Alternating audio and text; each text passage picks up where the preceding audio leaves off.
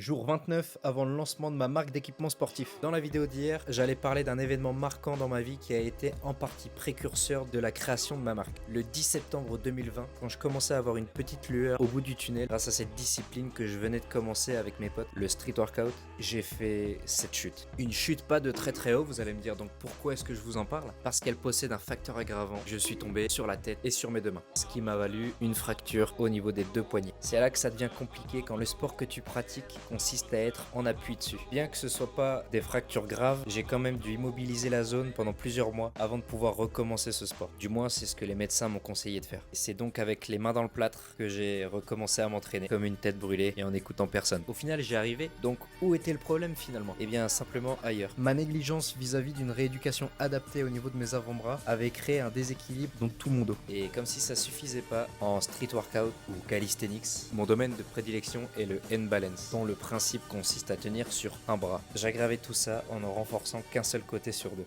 En bref, je ne suis pas médecin ni spécialiste, mais après en avoir vu beaucoup, et encore en ce moment, je me suis bien rendu compte à quel point les poignets et les avant-bras avaient une importance cruciale dans l'harmonie du corps humain. Donc il ne fallait pas négliger l'importance d'en prendre soin.